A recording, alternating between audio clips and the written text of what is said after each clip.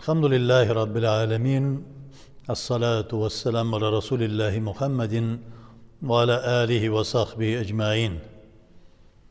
الله سبحانه وتعالى قرآن كريم ده بزيا مراجعات يتب أعوذ بالله من الشيطان الرجيم هل جزاء الإحسان إلا الإحسان دي izgilik bilen Allah Teala kaytarmaz mı diyen ayeti bilen bizge müracaat ete. Nindigine izgilik işleseniz de Allah Teala şunarga qarata onu bilen kaytaracak sizge di.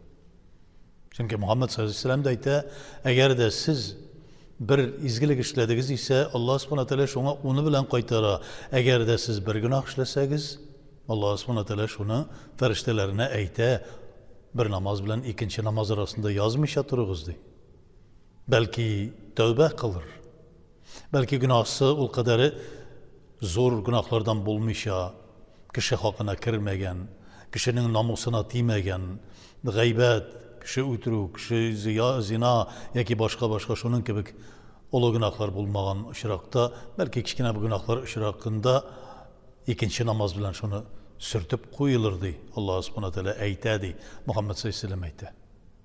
Yani Allah Teala bizni bu dünyaya getirdi de nişikkine bulsa da bizni cennetke kirtirge aşığa. Bizni Allah subhanahu teala لَقَدْ خَلَقْنَا الْاِنْسَانِ فِي اَحْسَنِ تَقْوِيمْ di. Yani yukarı derecede bar kıldım min sizni. Yukarı takvimde kıldım. Adam aleyhisselam da cennet için bar kılgan idim. Lakin sizni her yeryüzünden, dünyadan ütkerip, şu dünyada yaşatıp, mina hakiki revişte kul musiz diyen düşünceni bildirttirir için. Çünkü ama halaktul cinne vel ins illa liyabudun. Yani baratik mina kul bulsunlar için yaratkan idim cinlerini hem insanlarını hakiki kul bula aldılar mı bular deyip sınar için bu dünyaya jiberdim diye. Şuna göre izgilik işlep kalığız diye. Naşarlıktan kaçığız. Dostlarınızını qarağız. İzgilik işletirgen dostlarınız bulsa onların yanında bulağız. Naşarlık işletirgen dostlar bulsa andi dostlardan kaçığız. Sizni Allah-u Teala'ya yakın aytatırgan dostlarını izleyiz. Allah-u Teala'dan yırak aytatırgan, dünya işine batırıp, sizni tamok yolundan alıp baratırgan, dünyada da pişirak işler işletetirgan, küfür sözler söylettiretirgan dostlardan kaçığız. Allah subhanahu teala yaratmaz. En yaratmagan, en ulu günahlarının birisi, elbette kişinin hakkına kırı, kişinin namusuna, kişinin malına, canına, kanına hıyanet ediyor. Kişinin namusu, Allah subhanahu teala لَقَدْ خَلَقْنَا الْاِنْسَانَ فِي اَحْسَنِ تَقْوِيمٍ Min sizni bu dünyada kurkem revişte yarattım da izgilik için yarattım deyip bizge müracaat ete. İman getiririz de izgilik işleyiz. Şundan soň, iman getirgenden soň, gamel ibadet, ulu ibadetlerini kılgandan soň, yani kulluk bilgilerini bilgirtkenden soň, namaz, orazalar gibi. Şundan soň, umumen dünyada izgi gamel işleyiz de, hel cezaul ihsani illel ihsan deyip Allah-u Teala sorap koya. Min sizge izgilik işlegenigiz üçün izgilik bilen kaytarmam mı dey? Lakin لَنْ تَنَلُوا الْبِرَّ حَتَّى تُنْفِقُوا مَا تُحِبُّونَ Üzünüzge en kadirli bulgan narsani kurban etmişe turup Allah subhanahu teala sizden izgilik degen düşünceni kabul etmezdi. Yani nerse degen söz. Siz üzünüzün nefsinizni kurban etirge deyişsiz.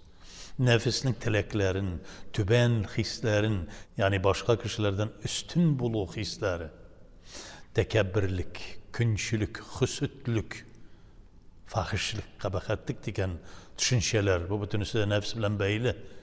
Şulardan arıngan kişilerini, yani şunu Allah-u Teala rıza olsun deyip şulardan arınıp şunu kurban etken, yani şu kurban etu degen söz şularını taşlagan, yüreğinden üzüp taşlagan. Çünkü minlikni üzüp taşlav, tekebbirlikni üzüp taşlav kalbinden, köngülünden biga var.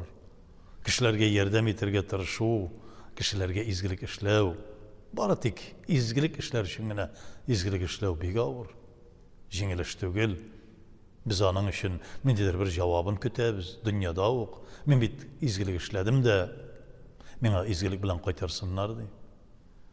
Peygamberimiz Muhammed Mustafa sallallahu aleyhi ve sellem ayta, yani siz bir kişiye izgilik işlesegiz, unutuguz izgiligigizni di. Yani izgilik bilen qaytarır dep kütmegiz onardan. Ne için kütmegiz di? Çünkü eğer de siz onardan kütesiz iken, bu dünyada sizden satıp alı kebek bulup, yaki bir tiyatro oynağı kebek buldu. Akşamını tüledin de o sana oynayıp көрсетті. Akşamını bir de o sana tavarın birdi. Sen izgilik işledin de, yani akşamını birden kuş tırnaklar işinde eytebizinde. Sen onlardan bir mal kütesin, bir izgilik kütesin. Bulmayalay. Dünyada kübürek izgilik işlegiz. Ne için? Ahiret için tırışırız di. Ahiretigiz için. Bu elbette dünyanı taşlav degen söz tügül. Dünyada senin vazifaların var. Ey mümin Müslüman. Nindi vazifaların var? En birinci senin bala olarak etiyenin senin üstte. Eğer de senin gaylen var iken, o gaylen senin üstünde. Şunun üstüne etiyenin de senin üstte. Şulay öğünde ata ana ikensin sen, senin balaların senin üstünde. O gaylenini temin ettin ise, yani ata ana balalar, yer hatın, bir-birisinin şuşu bulgan vazifaların bir-birisi alında, bir-birisi karşında ötediler ise cemiyet karşında vazifa var. Cemiyette bir sen bu dünyadan gitkeş de hayırlı söz bilen iske alırlık derecedeki bir iz kaldırırga tiyişsin sen mümin Müslüman bulan kişi. Senin gamel gibedetin başka kişiye kumaşavlarga tiyiş tügül. Kumaşavlav nerse bula? Minlik bilen kursetip riya kılıp, bakazuha kılıp işlengen başka kişilerge kumaşavlaytırgan bula. Tanışkına. Allah Teala göre, Allah Teala bile. Tanış bul. Başka kişinin de bu dünyada yaşarga hakkı var.